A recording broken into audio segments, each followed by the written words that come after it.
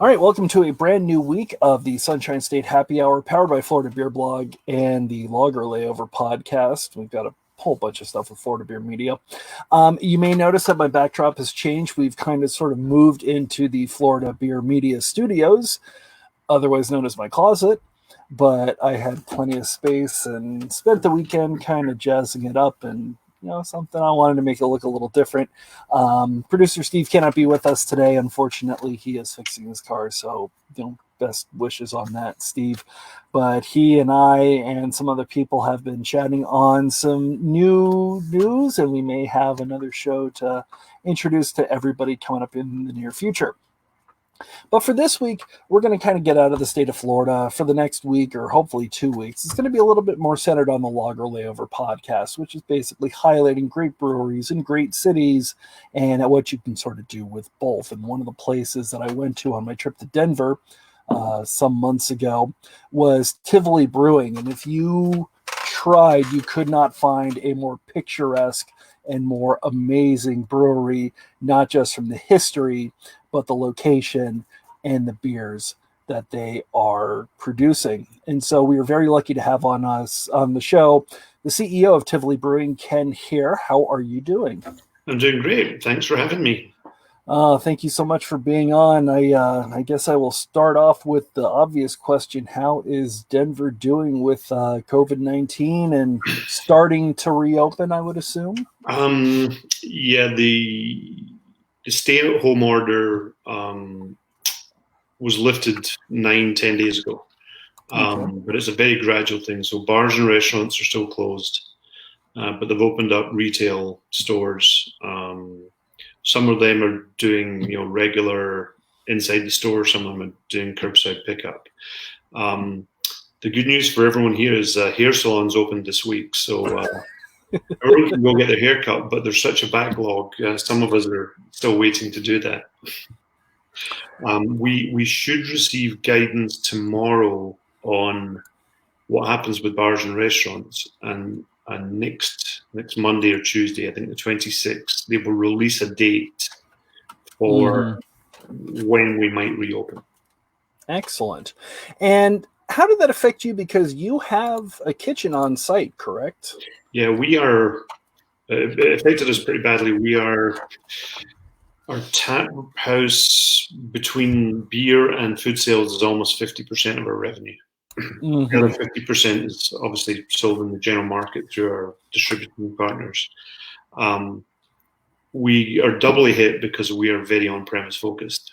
2/3 of our beer through the distribution network is draft.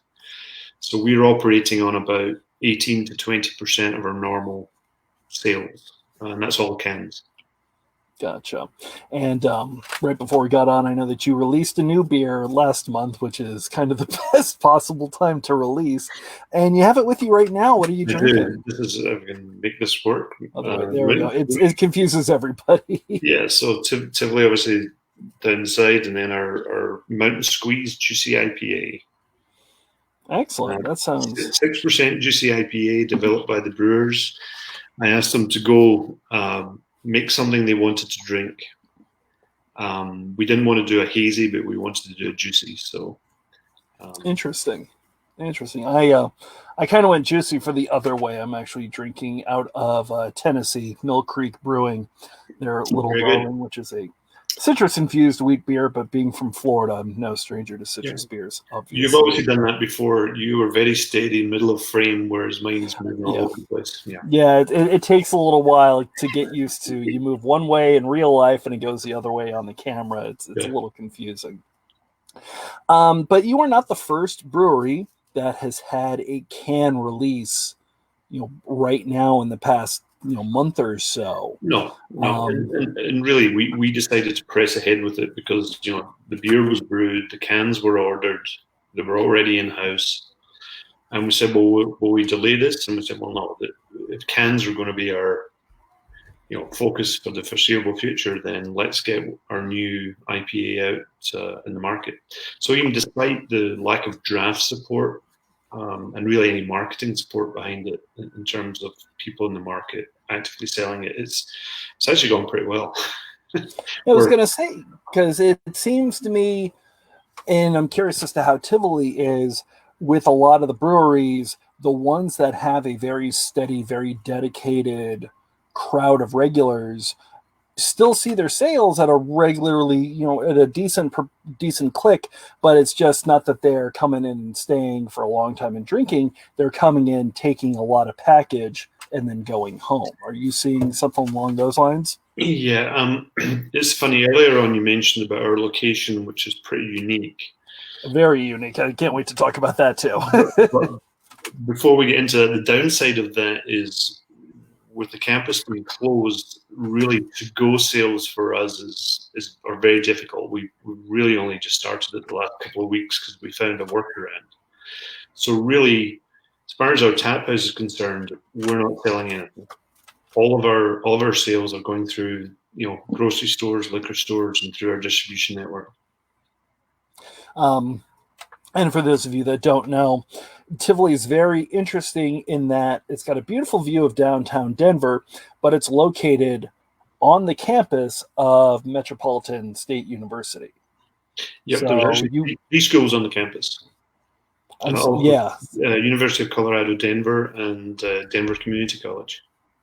which is interesting, but going through, because when we were there was no schools in the middle of summer.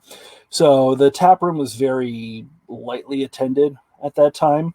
So I would assume that your tap room business ebbs and flows with the semesters. Very much so. And obviously, since the semester was in essence made virtual, that had a significant effect on you. Yeah, we obviously do a lot more business when the school's in, especially during the day. We also benefit from all the big sporting events at the Pepsi Center, which is 400 yards away from us. Mm-hmm. The Colorado Avalanche, Denver Nuggets, lots of concerts.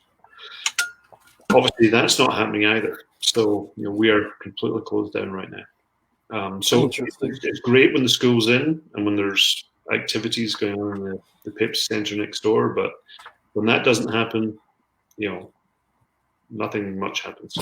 And I actually want to chat because I know that the MSU has a hospitality program, at least Yep. they do, and you are a very big part of them.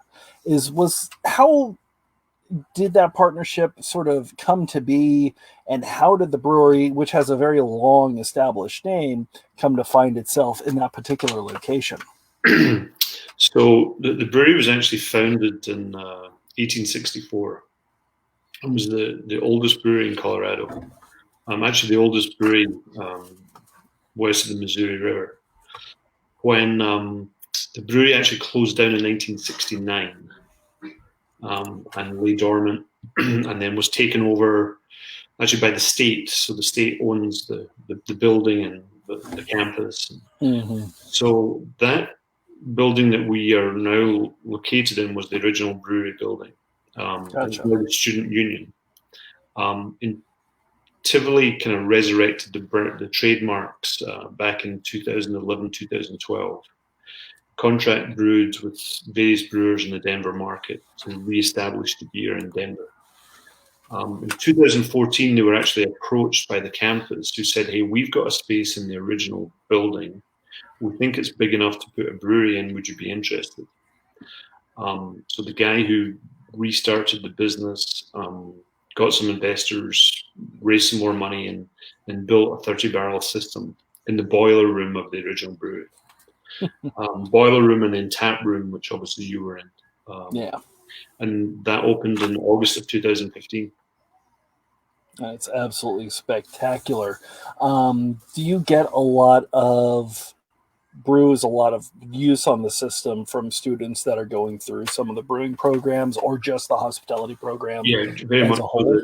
The hospitality program has, I think, two separate degree programs. There's brewing science, then there's the brewing industry program, which is a broader course which teaches all aspects of the business. Finance, marketing, legal, obviously brewing science being part of that.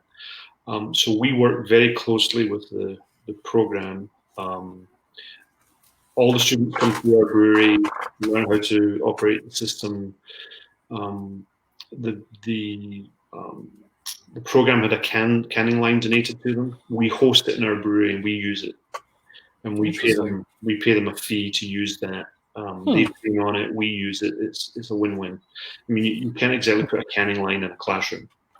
No. I'd say 80% of our brewers have come through that program. We actually share an employee with the school who's originally a chemistry professor, but he teaches in the brewing science program. He does all of our QA and QC work in the school labs. The school has a state-of-the-art, I mean, literally $2 million worth of lab equipment. So that's right next door to us. All our beer goes through the process in there. So it's a win-win. It works well for us because we're an old historic brewery reinvented, and we have all our old heritage recipes or lager recipes. We work closely with the school in developing new innovative recipes like our new Mountain Squeeze Juicy IPA. So it's an old mix of the old and the new. It's the old heritage stuff, but it's the kind of new modern stuff that today's generation are interested in and developing and trying and experimenting. So we have a lot of innovation stuff going on that we do with the school on their little half barrel systems. Interesting. I know that a number of other breweries have mentioned, because you mentioned lagers, and they've mentioned that a lot of people, since they're not necessarily brewing as much, but they're still on their systems, and their systems can kind of let the beer sit around a little bit longer, it feels like they're brewing more lagers, and we may see a little bit of a lager boom once this is over.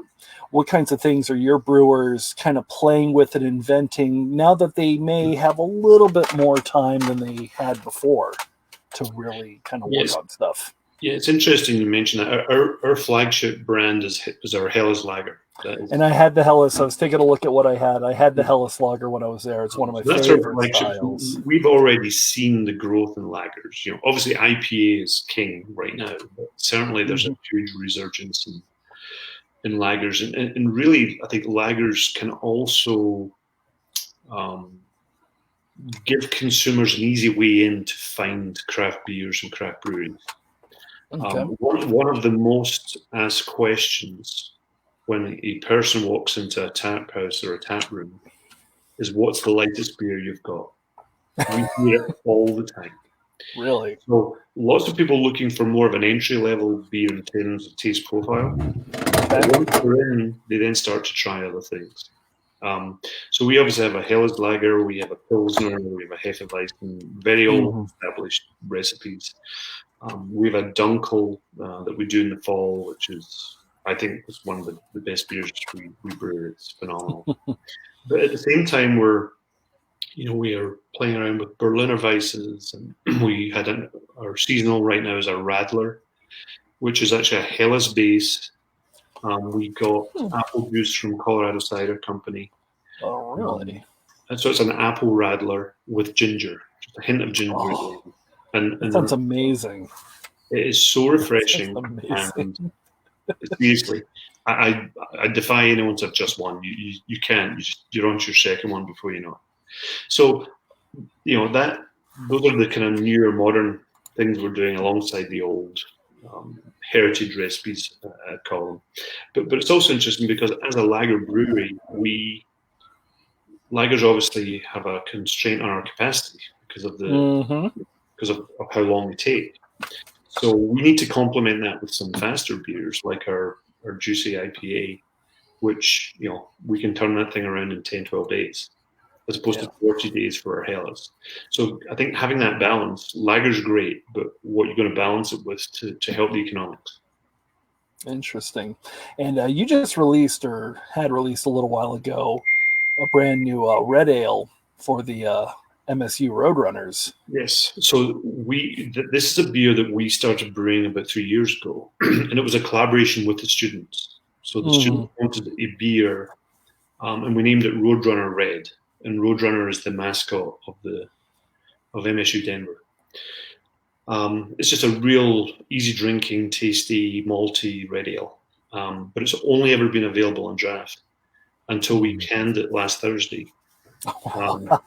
And we canned it. So we got the cans. The original idea behind this was they wanted to sell cans of Roadrunner Red at all their athletic events, baseball, softball, basketball. So we ordered in the cans. We're all set to go, and boom, March 16th, everything shut down. So we're sitting there, and then I thought 2 weeks ago, I said, well, we've got graduation coming up, or virtual graduation. So we canned the beer and took pre-orders of people who wanted it for the graduation party. And we ended up selling 40 cases of it last Friday. Everyone came down and picked up their case for their virtual graduation. That's amazing. I love that. It's great to hear. It's especially, I would assume, people that either went through the program or just alumni and fans having their own beer. Yeah, and they sent it out in their newsletters. So we've had all kinds of we had a guy from Chicago call us. There was a guy from Alaska. Can you get beer to me? I'm an alum. Oh, that's hysterical. Now, your background, you were with Pyramid for many, many, many years. A couple of years. Spent 2 years in Portland. But before that, most of my career was either in Scotland with Scottish Newcastle or then with Tivoli Brewing Company. That's what brought me over to the US. But you take a look at Newcastle, and it's a multinational footprint. Coors is a multinational footprint. Yeah. Pyramid, I don't know if they're multinational, but they're definitely a very strong regional. I know they used to be here in Florida for a little while. I'm not totally sure if they are anymore. But then you left all of that and you went to Tivoli, and one of the first things that you did was to really focus on sort of the local market. So in kind of creating the brand and everything. So which I guess is harder, because with the multinational, obviously you've got a lot to work with, but you came and you have a hyper local brand that's very focused on arguably one of the biggest domestic beer cities in the US. Did that present its own specific challenges? Oh, absolutely. But it's interesting. I've been asked this question before, and whether people call it big beer or multinational or big brands or whatever. I think there are as many similarities as there are differences. Really? When I think about the differences, it's really about scale and resources. Working at Coors, big scale, lots of resources, you could get stuff done. But at the same time, you're working through a lot more layers of bureaucracy. It takes longer to get anything done. You've got multiple layers of decision makers above you. So there's pros and cons. But when it comes to the similarities, other than the size of the brewery, you're using the same network, and it's a people business, and you're dealing with the same people. Mm-hmm. It's the same wholesaler, distributor, in many cases, definitely the same retailer, and in many cases it's the same consumer. Now, that's not always the case. Some consumers never go to craft beer, but with the size of craft beer now, there's a lot of crossover consumers. So you're really dealing with a lot of similarities, albeit there's some huge differences in scale. And then even with the things that you've had to do at Tivoli with the economic downturn, with the quarantine, with a lot of those changes, with a lot of those, I guess, tightening of the belt functions and features, be similar to what the other ones are kind of doing right now? You mean comparing to the big guys, or comparing to a little bit of everything. Yeah, the big guys have more of the kind of cash reserves, and they can see out a lot longer. Obviously, they have much bigger payrolls, but they have the resources to ride this out. I don't think there's too many businesses can operate off 20% of revenue for an extended time period. So we obviously had to close our tap house. That was 36 staff laid off or furloughed. We made sure we ran payroll mid-month for the full month, so they got some cash in hand until benefits kicked in. we by the end of the month, we'd furloughed our sales team and our marketing team. So we basically, until today, when we brought a couple of people back on, until today, we've been operating with 5 brewers, myself, finance lady, and our driver warehouse guy. So it's bare bones. It's really about survival. It's about protecting cash. It's about talking to people that we have recurring.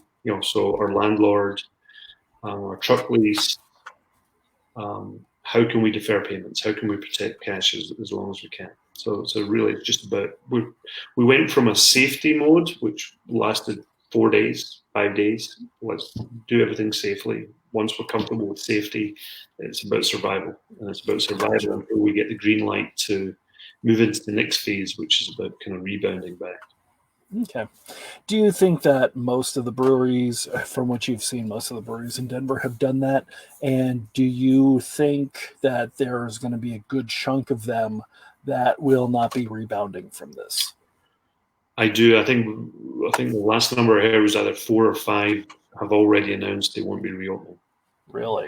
Just in Colorado. And there was a couple, announced before this happened, and I think 5 since. And that's the ones we know about who were kind of upfront about it. I think the longer it goes on, the more casualties we'll see. I think a lot really depends on the financial health going into it. Now, most breweries do pretty well in the summer and try and get through the winter. But having come out of the winter, a lot of breweries weren't in great financial shape because game time was just about to happen for them. So yeah, it will be a struggle. I think we're going to see some attrition. Gotcha. Interesting. This has been an absolutely great interview. Thank you so much. I really do appreciate it. And I am going to leave you with the final question that I've been leaving with everybody else. And that obviously to get through this, you have had to make a lot of changes. Other people have had to make a lot of changes. Just beer in general has done some things that they didn't normally do. Once this is over, once we are back to normal, are there any changes that you have made at Tivoli or that you've seen other breweries make either in Denver or abroad or wherever that you think should stay a part of what craft beer is, that everybody should just sort of adopt because it's just a good business practice and it really seemed to work well? I'd say there's probably 2 things I've observed. One is people are being a lot nicer to each other. Okay. That's more of just a human observation. So, but I think it strongly applies to beer because beer's always been like that. I think it just has made it even more so. People are helping each other out. They're borrowing hops or malt or cans or whatever, whatever the problem is. So I want to see that can-do spirit, maintained. I think the other big thing for us in Colorado, especially with the timing and the rebound, is eating and drinking outdoors. And we have a climate that's can be pretty crazy at times, just in terms of the wild fluctuations. But our summers are pretty nice. I mean, it's 89 degrees here today. No humidity. Nice. Ideal for sitting outside. So we have applied. I don't know if you remember the brewery. We have a massive area outside our patio. Yes, it was huge, and it was raining while I was there, so we didn't get to take advantage. But it was huge. We have a small patio with a massive, 50 yards by, so say call it 150 feet by 200 feet. So we have applied for an extension to make that a permanent patio for the summer and create a beer garden for outdoor enjoyment. I think people feel much safer outdoors, especially with nice spacing and everything else. The state of Colorado and the city of Denver have also embraced that. They're actually talking in Denver about closing down streets so that bars and restaurants can extend their footprint out into the street to create beer gardens. Interesting. Which I think is a great idea. Yeah, it's really interesting. I'll definitely have to keep an eye out and see how that works out and if that's something that spreads to other cities. Ken Hehir, CEO of Tivoli Brewing, thank you so much for coming on the Sunshine State Happy Hour. Really did appreciate your time and your information. Sounds great. Thanks for having me, and best of luck with the rest of the show. Absolutely. Thank you. For those of you that are coming by Sure. tomorrow, oh, nice. For those of you coming by tomorrow, we are heading to Washington, just outside Seattle, with Four Generals Brewing. You can find us anywhere on FloridaBeerBlog.com. Florida Beer Podcast and the Lager Layover Podcast are available wherever fine podcasts are found. We will be here tomorrow, 6 p.m. Eastern, 3 p.m. Pacific, which kind of works since we'll be in Washington tomorrow. I know it's 4 p.m. where you are, Ken. So thank you so much for this. And we will see you all tomorrow. Have a great day, everybody. Cheers.